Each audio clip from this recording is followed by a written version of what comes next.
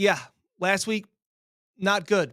Under 500, no time to panic, as Michael Jordan would say. Net question time. A dozen plays. Roll tape.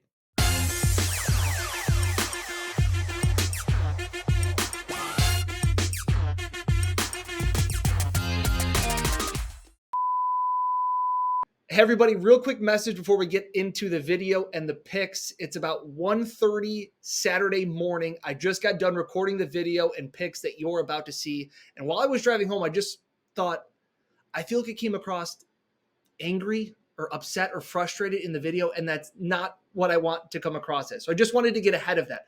I love doing the picks, frustrated how the last 2 weeks have gone, but I just don't want anybody to think that I'm angry or upset in doing this. Now, with that being said, let's get back to your regularly scheduled programming. Hey everyone, and welcome back to the Buffalo Plus YouTube channel, another edition of Uncle Dan's Best Bets, and we are changing up the vibes. Back-to-back weeks, didn't like it. Didn't like the results, so we're switching it up. We are now here in the Buffalo Plus podcast studio with the first ever edition of Uncle Dan's Best Bets. Last week, not great. Before we get into it, please be sure to like, comment, and subscribe. We appreciate it as always as we close in on 30,000 subscribers. We appreciate it as always. We never overlook it. It's really cool. And we keep this going now as well. Uncle Dan's Best Bets, proudly sponsored to you by Incognito Menswear. This is what this is for. We're all business. We ditched the hoodie, no vest. We went sport coat. We are business this week. Incognito Menswear. It's where I've gotten all my suits this year. Make sure you check them out. Located in Penfield. I worked with Alex. They were great across the board. Looking to, freshen up your wardrobe with the new year? Go check out Incognito. They are the best. Last week, 5-8. I don't know what the that was. Wouldn't be that bad of a week if we didn't lose all 6 props in the Bills game. Brutal. We lost the first quarter. We lost Diggs. We lost Kincaid. We lost Cook. We lost it all. How are you? Not great, Bob. Besides that, how was the rest of the play, Mrs. Lincoln? Well, we went 5-2. But hey, now for the season, we are under 500, 78, 80, and 2. But this week we get back on track. Net question time.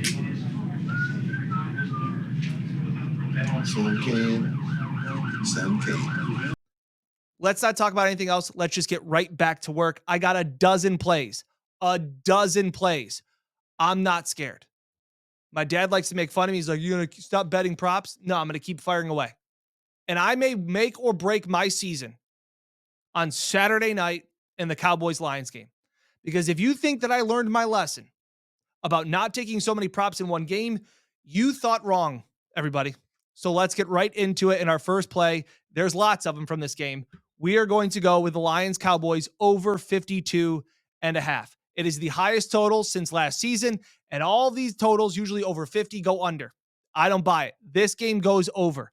The Lions are averaging 30 points per game in games that are played indoors, and the Cowboys are averaging 39 points a game at home this season. The last time I checked, Jerry's World indoors.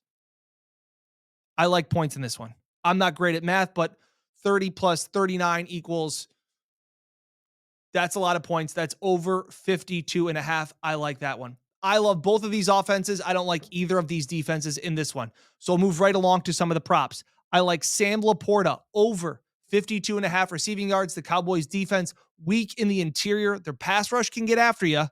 So I think Ben Johnson dials up some easy plays, quick passes to Laporta. I like that one a lot. He's cashed that recently. Over 52. Cowboys defense, again, weak on the interior, soft zones here. I like Sam Laporta here. I will also take, I think this game's going to be a ton of passing. I think this game's going to be a ton of points. So I will take Jake Ferguson over 48.5 receiving yards. I think this game's going to go back and forth. The Cowboys have 77 more passing yards per game at home than they do on the road. I like the way that this offense gets back on track. And while I think CeeDee Lamb will have his day, his total for me is just too high. I think Jake Ferguson is a guy that you can get value here. His last 4 games, 77, 72, 44, 45 receiving yards. I think they still lean on him. I think you're looking at secondary options. Everybody's going to get their share this week. I like Jake Ferguson. Both tight end props in this one. Dak likes his tight ends, especially at home. I will take Jake Ferguson over 48 and a half receiving yards. And if it ain't broke, we're not going to fix it.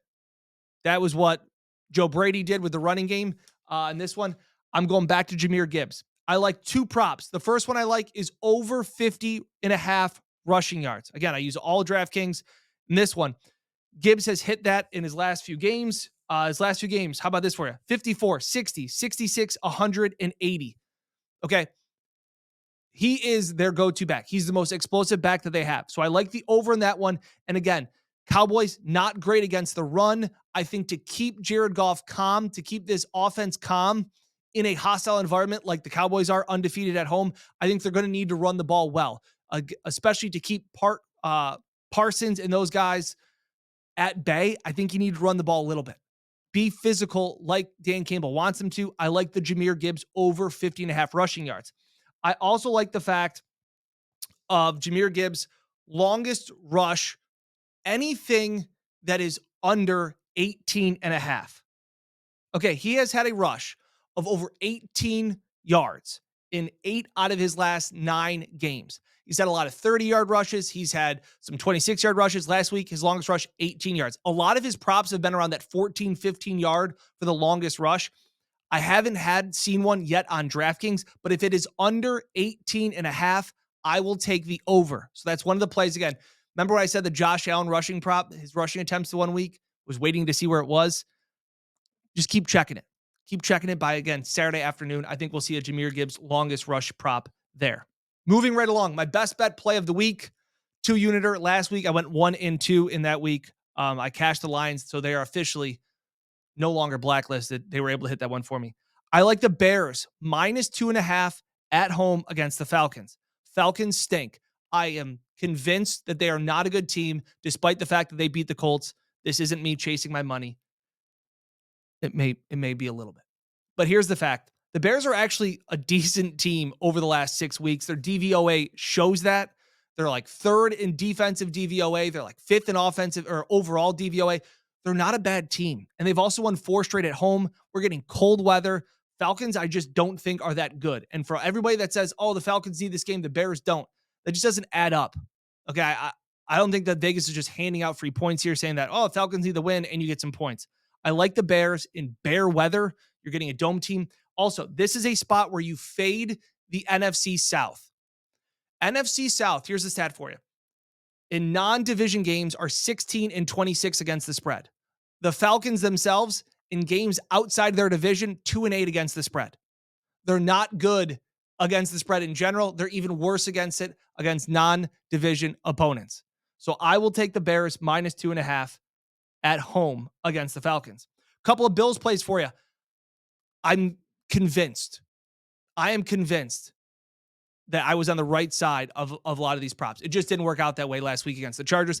I did tell you to stay away from it because I thought the Chargers were a live dog. I thought that was a letdown spot for the Bills. I was right about that. I still think that James Cook is a massive part of this passing game. So I will take James Cook over 20 and a half receiving yards under Joe Brady. Again, heading into that last game in Joe Brady's 4 games, Cook had over 23 receiving yards. I will take the over 21 and a half receiving yards. I think they get him involved more. Patriots have a really good rushing defense, so I don't know how much James Cook is going to be involved in the running game, but I think they need to involve him in the offense. I think that means you pivot and include him more in the passing game. So I like James Cook over 20 and a half receiving yards. I will also take a flyer. We're 1 for 1 on this bet this year. Give me the Khalil Shakir receiving yards over. It's at 23 and a half. I don't believe that Gabe Davis is another guy that you can depend on. Again, heading into last week, he hadn't had a catch in 3 out of 4 games. I think Khalil Shakir has actually been a little bit more, I don't want to say dependable because don't look at his game log. I just think the way they've talked about him, he has been a guy that they can count on in close games. And I still think that this New England game will be a little bit closer maybe than we're all comfortable with. He could hit this on one pass. I like the Khalil Shakir over 23 and a half receiving yards. If you listen to Josh Allen and Sean McDermott talk about Khalil this week, talk about how he's instincts, one of the smartest guys on the team. You always can depend on him, knowing where he's supposed to be. In that situation, I'm staying away from Stephon Diggs. Even though he's had success against the Patriots, I still think Belichick will work to take that away. You're looking at secondary options. I think Khalil Shakir is value there at over 23.5 receiving yards. Moving right along to our next play. Give me Brandon Ayuk over 69.5 receiving yards against the Washington Commanders. I think Brock Purdy and them get back on track against a very porous secondary, as we've talked about against the Commanders. I think this is the one that hits. You're picking a wide receiver to go up against a bad Commander secondary against a team that I really think is checked out against their head coach. So I will take Brandon Ayuk to bounce back along with Brock Purdy. I don't think they're just going to all of a sudden think Brock Purdy has turned into a pumpkin. I think they're going to drop some safe plays for him. Brandon Ayuk, the guy that I'm going with, over 69.5 receiving yards. He has had over 100 receiving yards in 2 out of his last 3 games. I don't think him getting 70 receiving yards against one of the worst passing defenses in the league is asking for too much. I think it's worth putting some money on that one. Next one, I got 3 plays left. Kyren Williams over 18.5 rushing yards for his longest rush. Over 18.5 yards, longest rush against the Giants. Kyren Williams, if he hadn't gotten hurt in the middle of the season, is probably in contention for the rushing title. That's how good this guy has been. That is how important he is to this Rams team that has all of a sudden become a team that nobody really wants to play in the postseason. Now, his rushing total is like 93.5 rushing yards against the Giants. That's a little scary for me.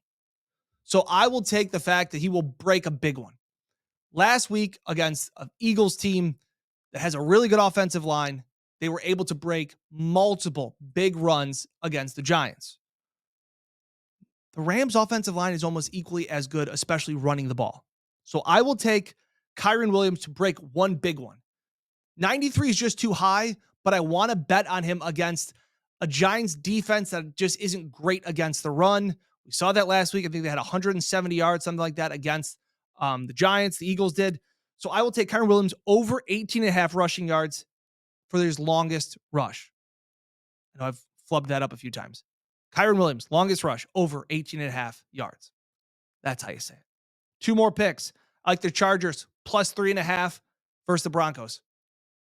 I think Gift Smith and that team played hard. I thought Easton Stick looked decent. All of those things factored, and this is just a fade Sean Payton play. I think that move to bench Russell Wilson has a ripple effect that is not well received in that locker room. I am fading the Broncos here. I will back Gift Smith and the Chargers to build off what they had. So give me the Chargers plus 3.5 against the Broncos. This is maybe betting with my heart a little bit more than my head, but I just think that team quits on Sean Payton. They were bad earlier in the year. He rallied them, but maybe it wasn't him. Maybe it really was Russ rallying them. And now you're going to have Russ on the sidelines as you watch Jarrett Stidham play. I don't like that at all. I think the team, this is a case where a hungry dog runs faster. I like the Bolts plus 3.5. And finally, my 12th play of the week is DeAndre Swift over 69.5 rushing yards against the Arizona Cardinals. The Cardinals rushing defense is pathetic. They're giving up about 170 rushing or 140 rushing yards a game. Run the damn ball. All right, Philly, run the damn ball. Swift has gotten over that total his last 2 weeks. He's also gotten more carries the last 2 weeks. That is how you get back on track. It's not necessarily this Eagles team trying to do all these fancy things with Jalen Hurts. It's running the damn ball. Run the damn ball, Philly. And I think DeAndre Swift's going to go over 1,000 yards for the season. He had 18 and 20 carries his last 2 weeks. I think the volume continues to increase late in the season. So I like DeAndre Swift over 69.5 rushing yards. That's what it is. I'll be interested to see what happens. Nut crunching time. Some can, some can't. So it look like to me. Some can, some can't. Some can, some can't. It's nut crunching time, as Jordan says. We needed to get back on track this week. Running out of time. Running out of time. We need to hear. Okay? 2 games under 500. We will see how our season ends based on Saturday night. 5 props in that game. Let's see. Again, thanks again. As always, I'm recording this late on Friday night, so it's kind of a quick one. I kind of flew through some of those picks. Be sure to drop a comment in. Let me know how stupid I am. I was right on the Steelers pick when everybody thought that was wrong. I'm Glad I got that one right. But again, it's a weird week because I thought the bets were right, minus one game where I was just completely off on. Happens. But as Michael Jordan says, so here we go. Please be sure to like, comment, and subscribe again. Thanks again to Incognito Menswear for sponsoring Uncle Dan's Best Bets. 2 more weeks. We will get above 500 one way or another. Best of luck to you again. Like, comment, subscribe in with your plays this week. Appreciate it, guys, as always. Best of luck on your bets this week. We'll see you next time.